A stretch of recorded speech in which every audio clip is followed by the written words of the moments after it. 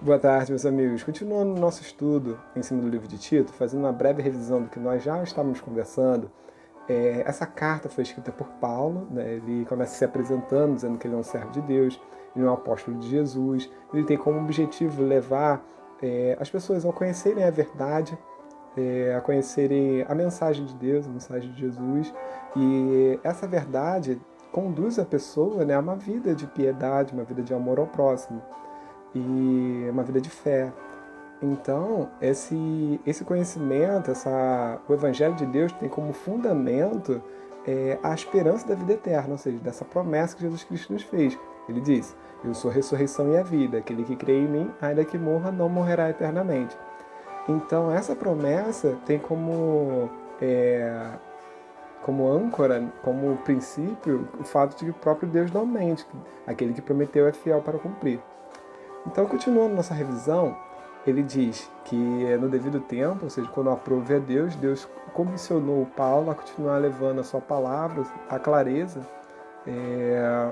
às pessoas, e através da sua pregação. Então, essa carta sendo direcionada a Tito, ele diz: meu verdadeiro filho, em nossa fé comum, e termina com uma saudação: graça e paz da parte de Deus Pai e de Cristo Jesus, nosso Salvador. Então essa foi uma breve revisão, né, do que nós já estávamos conversando. Agora entrando propriamente no tema do estudo de hoje, ele diz assim, nos versículos 5 e 6 do capítulo 1. A razão de tê-lo deixado em Creta foi para que você pusesse em ordem o que ainda faltava e constituísse presbíteros em cada cidade, como eu o instruí. É preciso que o presbítero seja irrepreensível, marido de uma só mulher e tenha filhos crentes, que não seja acusado de libertinagem ou de insubmissão. Então, aqui Paulo menciona, né, e está orientando a Tito a constituir lideranças, né, talvez nas cidades, né, onde ele havia pregado o evangelho, onde ele havia instruído os irmãos para que eles pudessem permanecer unidos, né, e pudessem continuar a obra de Deus com ordem e decência, ou seja, que houvesse liderança para poder continuar conduzindo os irmãos. E ele menciona algumas características, né, dessas lideranças. Deveriam ser irrepreensíveis, maridos de uma só mulher, tenham filhos crentes, não sejam acusados de libertinagem ou de insubmissão. Agora eu deixei uma pequena definição, né, no Google mesmo, do que significa a palavra libertinagem. Né? A primeira definição: licenciosidade de costumes, conduta de pessoa que se entrega à imoralidade, a prazeres sexuais, a prática do libertino. Irreverência com relação a dogmas e crenças oficialmente aceitos, no que diz respeito à religião e às suas práticas ritualísticas. Enfim, algumas sinônimos, né? Indecência, sem vergonhez, depravação. Enfim, continuando, nos próximos versículos, ele diz: por ser encarregado da obra de Deus, é necessário que o bispo seja irrepreensível, não orgulhoso, não briguento, não apegado ao vinho, não violento, nem ávido por lucros desonestos. Então, esses dois versículos, né, que nós estamos destacando, repara que ele dá uma série de características, né, que devem ser as lideranças, tanto quanto os presbíteros quanto os bispos. Agora, essas características, né, nós podemos ver que elas são bem coerentes com aquilo que Jesus nos ensinou sobre o amor ao próximo, né, sobre uma vida piedosa, uma vida de devoção a Deus. Né?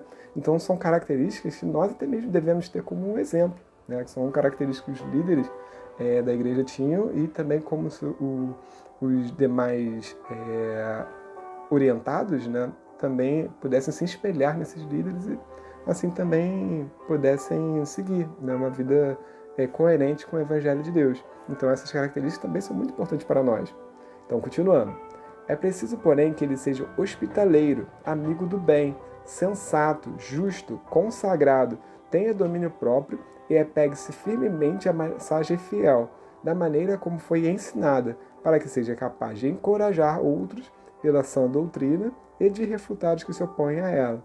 Então ele menciona, né, que ele deveria, né, ter conhecimento da palavra de Deus, saberia até mesmo ensinar, encorajar as pessoas com os ensinos de Deus, né, com os ensinos de Jesus, até mesmo ser capaz de encorajar e até mesmo de refutar as pessoas que se opõem a ela, ou até mesmo ensinos equivocados, né, entendimentos equivocados, enfim. correntes de pensamentos que estivessem contrários à sã doutrina, daquilo que Jesus havia deixado. E também deixei uma definição do que significa irrepreensível, que diz assim, que não dá margem à repreensão ou censura, sem nenhuma falha, perfeito. Sinônimos: confiável, conscioso, correto, decente, digno. Bem interessante. Então, mais dois versículos, né? No capítulo 1 mesmo, diz assim: pois há muitos insubordinados que não passam de faladores e enganadores, especialmente do grupo da circuncisão.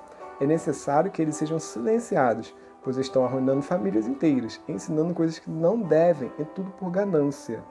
Então, assim como já havia naquele tempo, né, pessoas que usavam da má fé, até mesmo ensinando coisas, né, com um objetivo ganancioso, ele orienta, né, até mesmo um dos motivos de Paulo, né, tá deixando líderes, é que havia, né, pessoas que estavam meramente sendo faladores e enganadores, né, conduzindo pessoas ao erro, ao engano.